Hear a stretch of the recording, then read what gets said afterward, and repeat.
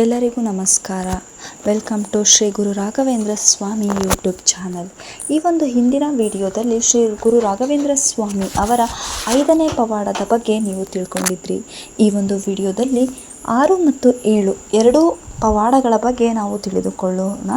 ಏನಕ್ಕೆ ಅಂತಂದರೆ ಚಿಕ್ಕದಾದಂತಹ ಪವಾಡಗಳು 6 ಮತ್ತು 7ನೇ ಪವಾಡ.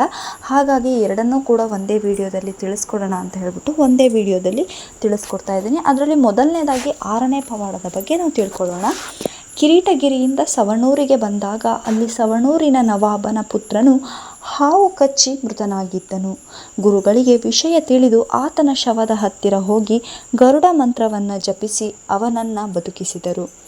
ವಿಧರ್ಮೀಯನಾದರೂ ಆ ಮುಸ್ಲಿಂ ನವಾಬನು ಗುರುಗಳ ಮಹಿಮೆಯನ್ನು ಪ್ರತ್ಯಕ್ಷವಾಗಿ ಕಂಡು ತನ್ನ ಮಗನನ್ನು ಬದುಕಿಸಿಕೊಟ್ಟ ಗುರುರಾಜರಿಗೆ ಕೃಷ್ಣಾಪುರ ಎಂಬ ಗ್ರಾಮವನ್ನು ಭಕ್ತಿಪೂರ್ವಕವಾಗಿ ಸಮರ್ಪಿಸಿ ಧನ್ಯರಾದರು. ಇದು ಶ್ರೀ ಗುರು ರಾಘವೇಂದ್ರ ಸ್ವಾಮಿ ಅವರ 6ನೆಯ ಪವಾಡ. ಇನ್ನು ಶ್ರೀ ಗುರು ರಾಘವೇಂದ್ರ ಸ್ವಾಮಿ ಅವರ 7ನೇ ಪವಾಡದ ಬಗ್ಗೆ ಮುಂದಿನದಾಗಿ ತಿಳಿದುಕೊಳ್ಳೋಣ. ಶಿರಸಂಗಿಯ ದೇಸಾಯಿಗೆ ವೇದಗಳಲ್ಲಿ ನಂಬಿಕೆ ಇರಲಿಲ್ಲ. ವೇದ ಮಂತ್ರಗಳನ್ನೆಲ್ಲ ಸುಳ್ಳಿನ ಕಂತೆ ಎಂಬುದು ಅವನ ನಂಬಿಕೆಯಾಗಿರುತ್ತೆ. ಶ್ರೀ ಗುರುರಾಜರು ಅತ್ತ ಸಂಚಾರಕ್ಕೆ ಬಂದಾಗ ಈ ವಿಷಯ ಅವರಿಗೆ ಗೊತ್ತಾಯಿತು. ಶ್ರೀಗಳವರು ದೇಸಾಯಿಗೆ ಅನುಗ್ರಹ ಮಾಡಿ ಅವನನ್ನು ಆಸ್ತಿಕನನ್ನಾಗಿ ಮಾಡಬಯಸಿ ಶಿರಸಂಗಿಗೆ ದಯಮಾಡಿಸಿದರು. ದೇಸಾಯಿಗೆ ಆಸ್ತಿಕ ಮತದ ಮಹತ್ವವನ್ನು ಹೇಳಿದರು. ದೇಸಾಯಿ ಶ್ರೀಗಳನ್ನು ಕುರಿತು, ನಿಮ್ಮ ವೇದಗಳಲ್ಲಿ ನಿಜವಾಗಿಯೂ ಅಂಥ ಶಕ್ತಿ ಇದ್ದಲ್ಲಿ ಈ ಒನಕೆಯನ್ನು ಚಿಗುರಿಸಿ ಎಂದು ಸವಾಲನ್ನು ಎಸಿತಾರೆ. ಆಗ ಶ್ರೀ ರಾಘವೇಂದ್ರ ಗುರುಗಳು, ವೇದ ಮತ್ತು ಮಂತ್ರಗಳಲ್ಲಿ ಅಗಾಧವಾದಂತಹ ಶಕ್ತಿ ಇದೆ, ಅದನ್ನು ತೋರಿಸಲು ಎಲ್ಲರಿಂದಲೂ ಆಗಲಾರದು. ಅಂದ ಮಾತ್ರಕ್ಕೆ ಅವು ಸುಳ್ಳಲ್ಲ ನೋಡು, ವೇದ ಮಂತ್ರಗಳ ಪ್ರಭಾವ ಎಂದು ಹೇಳಿ ಕಮಂಡಲೋದಕವನ್ನು ಅಭಿಮಂತ್ರಿಸಿ ಒನಕೆ ಮೇಲೆ ಪ್ರೋಕ್ಷಿಸಿದರು.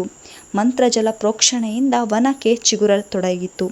ಈ ಅದ್ಭುತವಾದಂತಹ ಪವಾಡವನ್ನು ಕಂಡಂತಹ ಶಿರಸಂಗಿಯ ದೇಸಾಯಿ ಗುರುಗಳ ಪಾದಕ್ಕೆ ಭಾರಿ ನಮಸ್ಕರಿಸಿ ತನ್ನ ಅಪರಾಧವನ್ನು ಕ್ಷಮಿಸಬೇಕು ಅಂತ ಕೇಳ್ಕೊಳ್ತಾರೆ. ಶ್ರೀಗಳು ಅವನಿಗೆ ಅನುಗ್ರಹವನ್ನು ಮಾಡಿ ಫಲಮಂತ್ರಾಕ್ಷತೆಯನ್ನು ನೀಡಿದರು. ದೇಸಾಯಿ ಆಸ್ತಿಕನಾಗಿ ಗುರುಗಳ ಭಕ್ತನಾದನು. ಇದು ರಾಘವೇಂದ್ರ ಸ್ವಾಮಿ ಅವರ 7ನೇ ಪವಾಡ. ಈ ಒಂದು ವಿಡಿಯೋದಲ್ಲಿ ನಾವು 6 ಮತ್ತು 7ನೇ ಪವಾಡಗಳ ಬಗ್ಗೆ ತಿಳ್ಕೊಂಡ್ವಿ.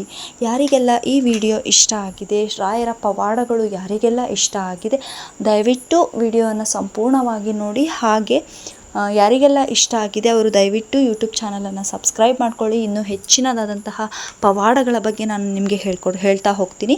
ಹಾಗೆ ನಮ್ಮ ಒಂದು ಚಾನಲನ್ನು ಸಬ್ಸ್ಕ್ರೈಬ್ ಮಾಡ್ಕೊಳ್ಳಿ. ಹಾಗೆ ವಿಡಿಯೋ ಇಷ್ಟ ಆದರೆ ಲೈಕ್ ಮಾಡಿ ಅಂತ ಹೇಳ್ತಾ ಈ ಒಂದು 6 ಮತ್ತು 7ನೇ ಪವಾಡವನ್ನು ಇಲ್ಲಿಗೆ ಮುಗಿಸ್ತಾ ಇದ್ದೀನಿ. ಧನ್ಯವಾದಗಳು.